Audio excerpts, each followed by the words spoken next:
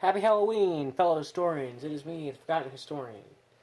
Now then, this video may be, y'all may be seeing this November 1st. That might be when it comes up on, is posted, but, possibly, maybe the reason why is because it was uploaded, it took a while to upload, but originally I'm uploading this October 31st of Halloween.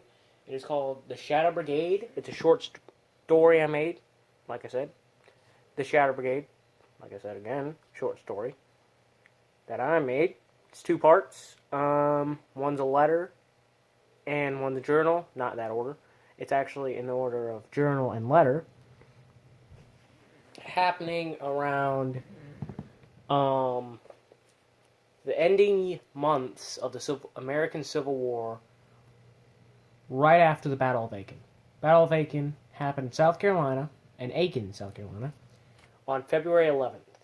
The journal entry written when it was written, which obviously is fictional because I wrote it, and it's not 1865 at the moment, or else I wouldn't be able to tell you guys this on YouTube, because YouTube didn't exist at the time. But it was written February 13th, 1865. Not really. But it basically talks about February 12th, 1865, as well as February 13th, 1865. The next letter is written, I want to say February 14th, 1865. The journal entry is about a Confederate soldier, and the letter is about a Union soldier. Fair warning, there might be, I'm not sure if this would be considered that or not, but a bit of a gore warning, like a bit of violence and gore, because, you won't be seeing it, but I'll be saying it, and you might picture it in your head, as well as slang terms for, like, Yankee is Union, was what the Union soldiers were called, Yankees, while rebels were the Confederate soldiers. So you're going to be hearing those two words, but I will add, I might add Union or Confederate in some parts of it, depends. Even though I already did it, so I might have added that. So yeah. Give me a second.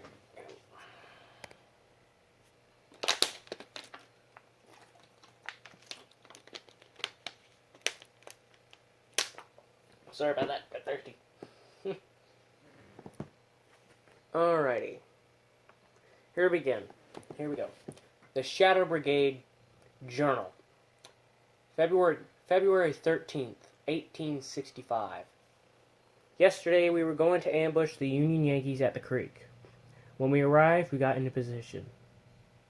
That's when they attacked us. They looked like Union soldiers, but we couldn't see their faces. Only a dark shadow. We thought the Yankees knew of our ambush.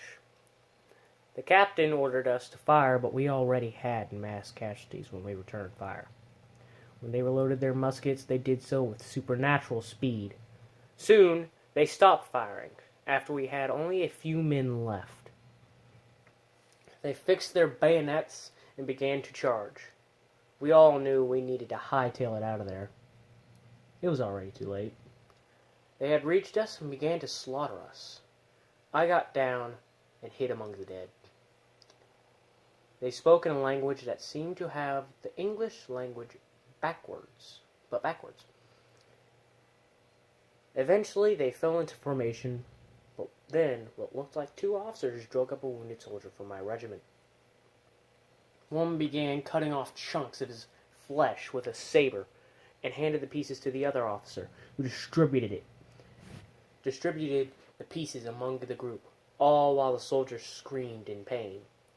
Those things put the flesh into their mouths, filled with 2 rows of sharp, backwards-facing teeth. The soldier continued to scream as they reached his organs. That's when I ran, and kept running, as the screams faded in the distance. This morning I ran into a Yankee patrol, and I was never so glad to see Union soldiers in my life, and gladly surrendered to them.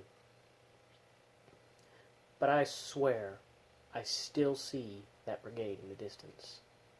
That Shadow Brigade. Alright, that was the first part of the story. Now here's the Union side of it, the letter. Here we go. The Shadow Brigade letter. Dear Martha, I am writing you as a warning. I do not think we should move to South Carolina after the war is over and reconstruction occurs. I think we should stay in West Virginia. I tell you this because I saw something evil. I was on patrol with 5 other soldiers. Earlier there were 8 of us, but a Confederate rebel came up and surrendered 2 of the guys. Took the rebel back to our camp, while the rest of us continued to patrol the perimeter. After an hour later, we saw what we thought was a Confederate brigade. We were wrong. They had Confederate uniforms, but they had shadows where their faces should be. They were marching towards us. We hit a ditch and prepared to fire. They were about 200 yards away when we fired. None fell down, and they stopped and prepared their bayonets and charged us. We continued to fire, praying at least one would fall. They reached us, and we fought them with our bayonets. One of their officers slashed me with his saber. I fell and was knocked out. When I came to, I saw that brigade had set up camp. I heard one of the guys from my patrol scream as they ripped out his organs and ate them. They charged us not to kill us, but to injure us so they could eat us alive. Their mouths had 2 rows of backwards facing teeth. One of the soldiers from my patrol limped to me and helped me up. We grabbed our sidearms and made it back to camp, where they sent us to a field hospital, where I write you from. The doctor said I will be coming home in about 2 weeks, away from that Shadow Brigade. Love, Charles. Alright, that is it. Yes, the Union one may have sounded a bit southern, but hey, I can't do a West Virginia accent, and I wanted to change the voices.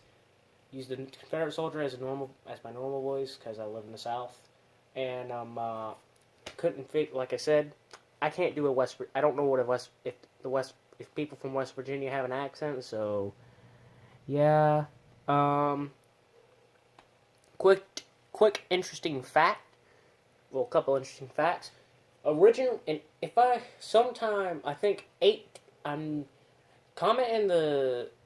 Please respond in the comments below if I am wrong. But if I am correct, West Virginia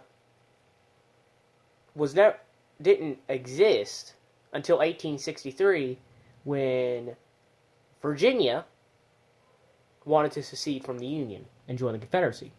But the people in the western half of Virginia didn't want to. They did not want to secede. That's how West Virginia was made.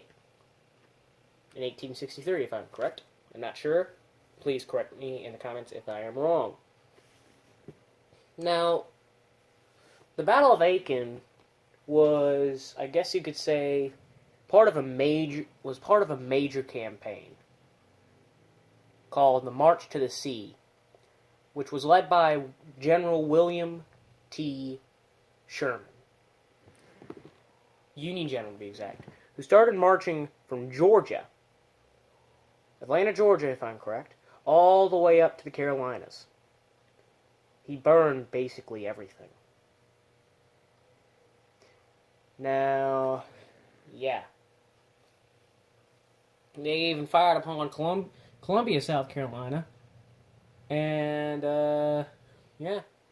That's basically how the Civil War ended, was with Sherman's march to the sea. Eventually, sometime in May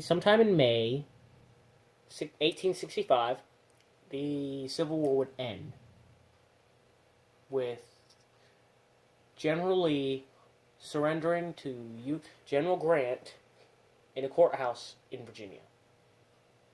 That is all. Remember, do not forget history. You are never forgotten.